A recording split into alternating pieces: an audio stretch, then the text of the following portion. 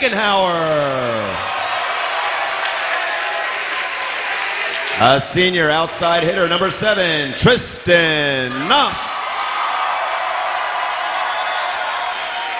A junior setter, number 15, Morgan Agley. And a senior in the middle, number 20, Kendall Dixon. The Cardinals are coached by Marcy Mallard, assisted by Lori McLean, Amanda Esmond, and Brenda Jones. And now for the home team on the scoreboard, the Phillies of Marian Catholic. A sophomore outside hitter, number 10, Maureen Cloak. A junior libero, number 15, Lauren Neitz. A senior outside hitter, number 21, Grace Boyle. A junior setter, number 27, Abby O'Donnell. A senior in the middle, number 28, Sophie Myers. From the right side, a junior, number 29, Emily Pilla. And a sophomore in the middle, number 33, Abby Stegowich. The Phillies are coached by Mr. John Falabelle, assisted by Maria Curry and Rachel Krejcharek.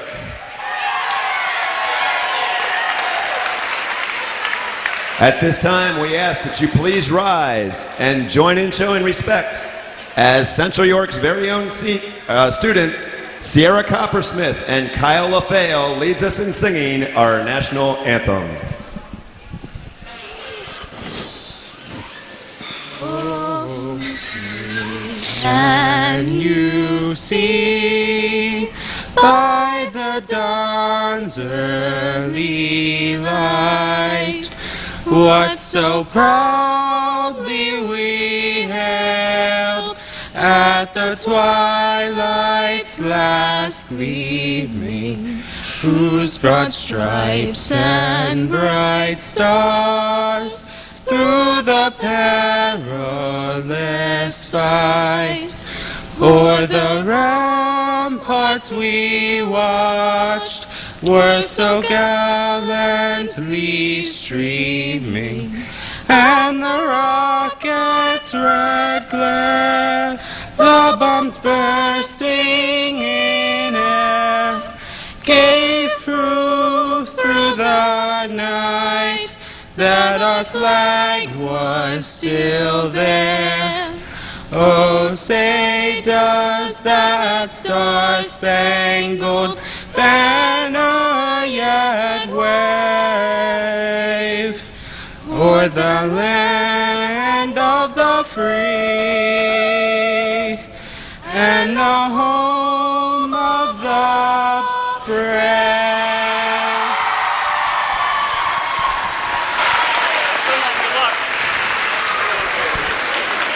It'll be fun. Okay, go get 33, get them off there.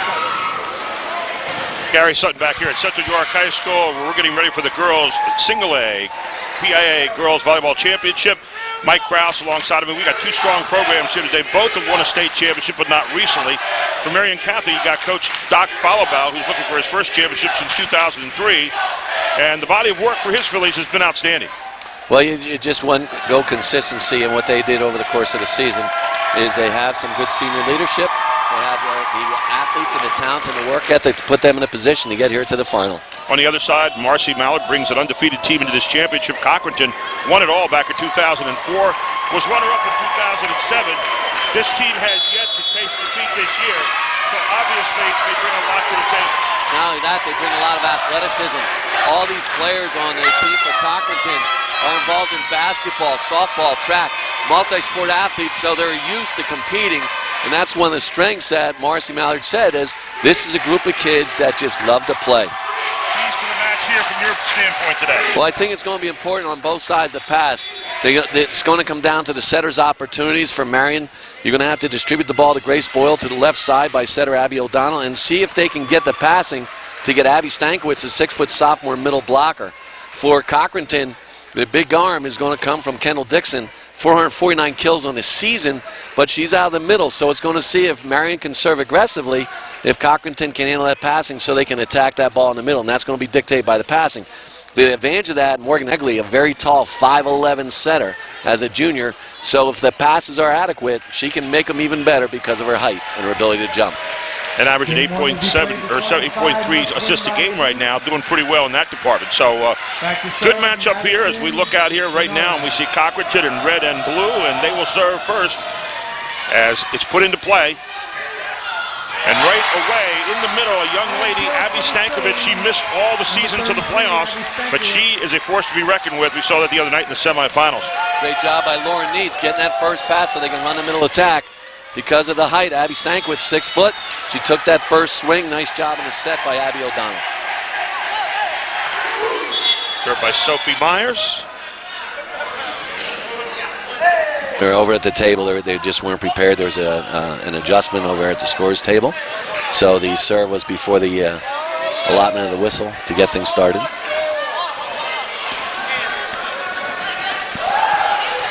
It's an overlap.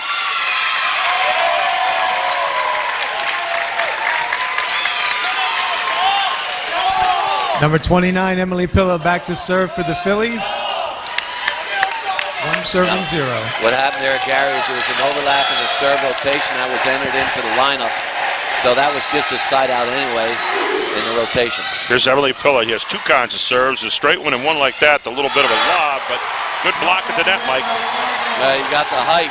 Kendall Dixon, 5'10", with a lot of athleticism, 109 blocks in the season, and demonstrates she'll be very aggressive on anything tight on the net.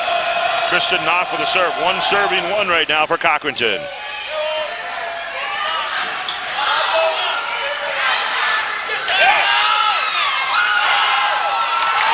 And you can see right at the net, Abby Stankiewicz really making herself a force here in the early going, Mike. And then Cloak with that ball came back tight to net, and she redirected it to open space to be able to get the kill on that block. Well done and good adjustment. Marine Cloak, 2 serving 1 right now.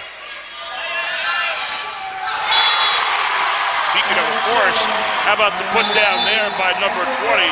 We're talking about Kendall Dixon. She does that regularly. And she's going to try to attack that out of the middle. It's a 1-on-1 block by Marian, and Dixon with her big jump trying to go around that block and affect her. Here is Dixon with a serve. Good hard low serve is dropped off the table there, and Emily Pillow not able to handle that one, so Cochranton goes into the lead.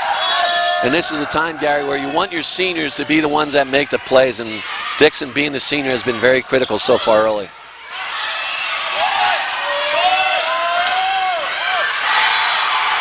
Great shot from the far side, Mike. Well, Madison Bernardine did a great job on the set. Morgan Egley, the pass was all the way to the right side, and she had the strength to push it all the way to the left side. And Bernardine attacks it to the 5 corner for an effective swing. 4 serving 2 now for Dixon. And there's Stankiewicz again. Good job getting back there, though. It was number 7. And we're talking about Knopf, and she made it possible to get yet another point here. But this time on the other side for the blue and gold. And they take the attack there by Falkenhauer, tried to come back to her left side and pulled down a little bit and hit it into the net.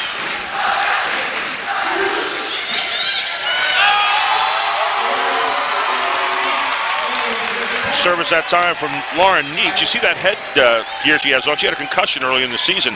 That thing is so well padded, but she is one of the spark plugs that really makes this Marian Catholic team go. And she just got them a point, 4 serving 4. And that ball is nice and dead, Gary, and it's moving straight back. You can't judge a speed. Again, same thing, you stop right there. It almost is like a knuckleball when it comes out there and it drops or flutters. You're not quite sure where it's going to go at the last second. Well, in an open space gym, you want the ball to be dead in the current, the heating system. There's going to be an airflow. When the ball is dead, the flow of the air is unpredictable and cause that ball to move, making it tough to judge. There's a question at the net. Almost sounds like football, Mike, if you're taking the wind or going against the wind, absolutely. Right? Where's the air conditioner or the heater? Did you see that highlight of the kick that was up in the Canadian Football League? Yes. That was it. The wind gust. It looked like it was going to clear by 15 yards, and it knocked it down short. Well, that wind, well, that's obvious going to take place. But in here, and it's a little cool in here now, so you're going to have a little bit. If the heat comes up, you're going to have more airflow. If that ball's dead, the movement of the air will cause that ball to move. And right now, Neats has hers moving really well. Funny, the things you have to think about here if you're a coach, especially the championship game. Now over there on the sidelines, they're asking our cameras to move a little further back because all that space there is in play.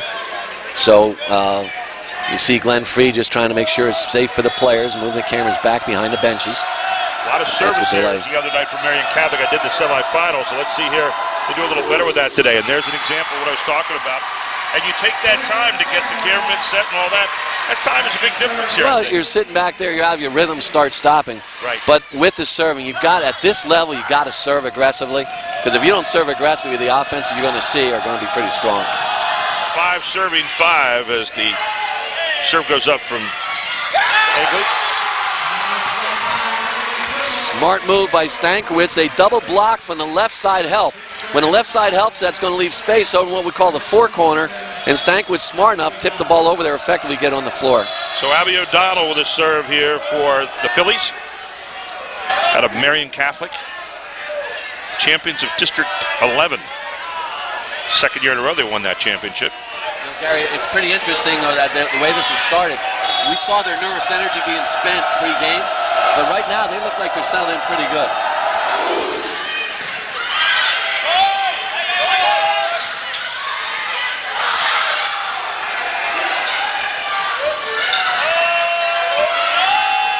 Right up here you got kind of a free ball.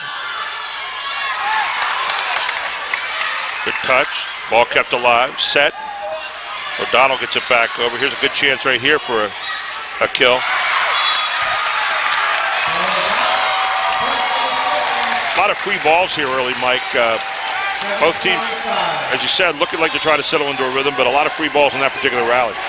Well, they try to go to the left side, a little hesitant about just getting that pass to the right side. 7 serving 5 right now for Marian Catholic.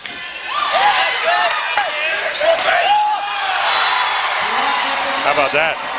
Well, you got the big arm of Grace Boyle from the left side from Marian, but challenged up there by the block of Maddie Bernarding and the middle of the other sister, Cassidy Dixon. Sam Kidder checks in, 6 serving 7. She's a libero, but also a designated server right now.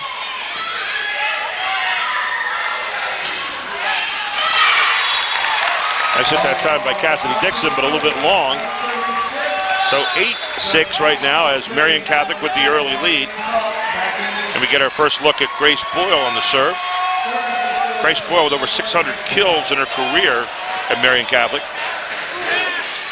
And she put some juice in that ball. Attacking from the right side, rotate the defense. Oh, a great job of getting that set across court that time, Mike, and finishing it off for Marian Catholic. Maureen Cloak takes that on the cross-court swing. They rotate the defense. Cochranton attack from the right side, rotate the shift. A good pass by the defense, getting that ball out to the left side. 9 serving 6, but a long serve that time. So the 7th point recorded now for Cochranton. The Cardinals out of Cochranton, Pennsylvania, District 10 Kingpin.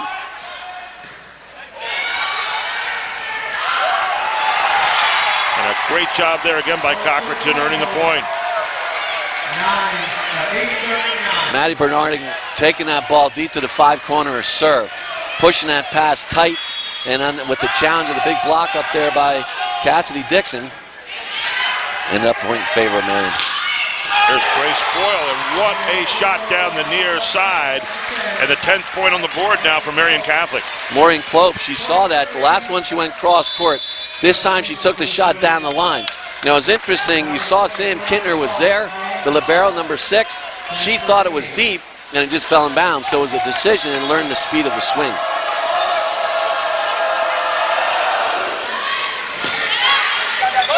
Serve from Courtney McCall. And that was with authority.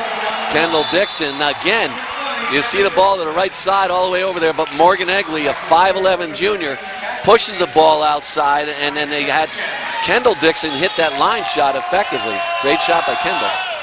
And serve coming up here by number 13, that's Cassidy Dixon. There in the middle again is Stankovic, and again, Stankovic didn't play the whole season because of an injury that she had early in the season and has now been back just during the playoffs, so she's full of energy. And she's going to be effective. If they continue to pass like that to run the middle, then good job by Abby O'Donnell putting that ball up for Stankovic to take a swing. And there's Dixon again, but that time looked like she got a little bit under it, Mike. She tried to go down to the line where she scored before, but you said it, Gary. She's got a little bit underneath it, changing her attack angle and causing it to go a little deeper. The serve coming up now from Pilla. 12 serving 9. Dixon again. Boy, Dixon has some velocity on that. And then swing, she took it, Gary, she took it across court. She had the last 2 swings down line, one good, one deep, so she was smart enough to go cross court, hit it with some juice, and be able to score. Serve from Knopf. And again, how about an ace? And aces are always good at this time. Kristen Knopf pulls her team back to within 1. Took that to the 5 corner, and they're trying to really work that 5 corner.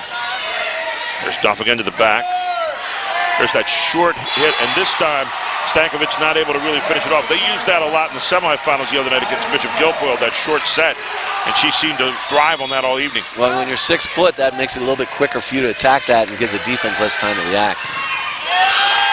There's Cloak again, and in watching Cloak, you're watching a girl that's not the tallest girl, but she can get up, and she seems to find the open spots and make the right decision all the time. Well, she's at 5'6", and she's going up against a block at 5'11" and 5'10". Here is Cloak, 13 serving 12. Gonna get a free ball coming up here. There's that short set again, and bang. You get Stankovic up there in that short set, and she's going to live on that all night long. Well, when they do that, again, Gary, the passing of Marian is allowing them to run that. They've had 5 attacks out of the middle.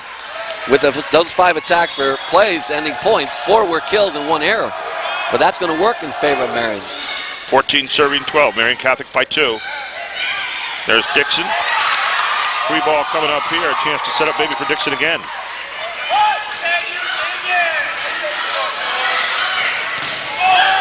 Oh, and a great double block at the net by Cochranton that time. And they tried to speed that ball. Abby O'Donnell went with a horizontal set, trying to approach that with there on the left side by Grace Boyle, but it just died in the block, made its presence a little bit of time with Dixon and Egley. Speaking of Dixon, here's Dixon, 13 serving 14. Stankovic again.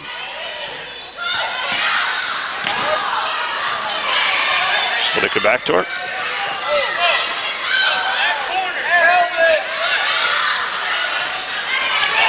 Good rally this time. Right down the near side. Wonderful shot that time by number 15. And that was Morgan Egley. Make that number 16, excuse me. Good scramble by Cochranton, pushing the ball to the right side, and Egley goes down the line for the open space to get that to fall effectively. There's short set. Good block there. Back up. Chance to come right back. Looks like a little carry on that one. A lift. So a ball handling error. So 15 serving 14 now as the libero, Lauren Neitz. She's the real spark plug, I think, of this Marian Catholic team, ready to serve. She had 2 aces her last rotation here. But missing that time, and so we have a tie score at 15. And then you see that that's Marian's 3rd service area. Cochranton with yet to have a service error. And difference in those plays. Here's Morgan Egley with a serve, 15 serving 15, trying to get a lead.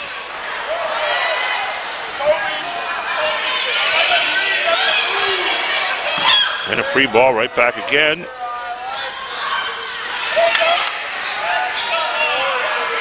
Grace Boyle with a touch over, and Grace Boyle with a point to get Marian Catholic back up by 1. And so far, it's been a matter of Cochranton not being able to get the lead. They've gotten close, they've tied it, but not being able to get up. That's a smart play by Boyle. That's the first time she showed the tip. She's been hitting the line cross, pushing defense back, and getting that to fall in the gap. Abby O'Donnell, that left-handed hit. And again, just a misplay that time by Cochranton, but a great serve by O'Donnell. And that ball's moving from O'Donnell, too. That's their team's 3rd ace.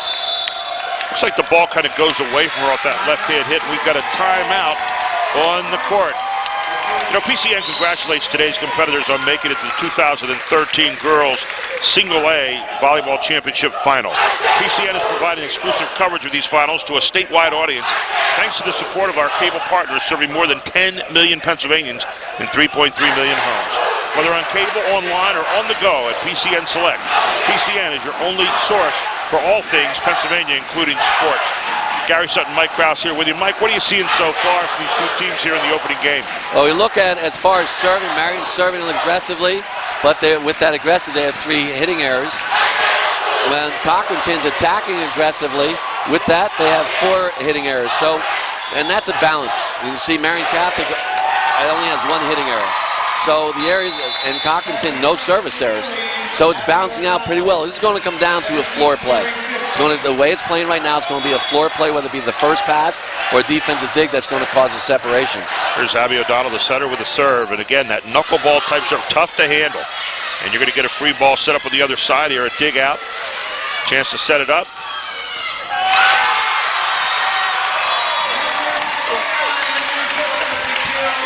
And a great hit off the far side that time.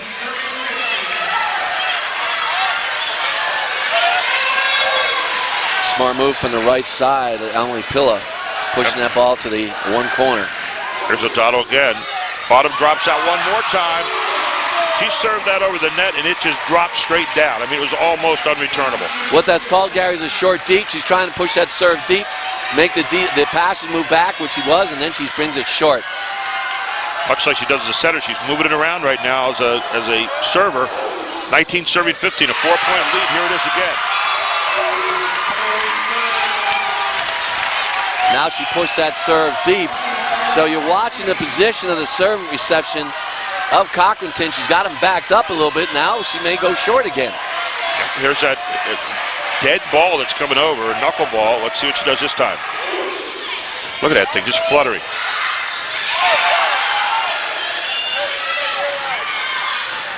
Good chance to set up here one more time.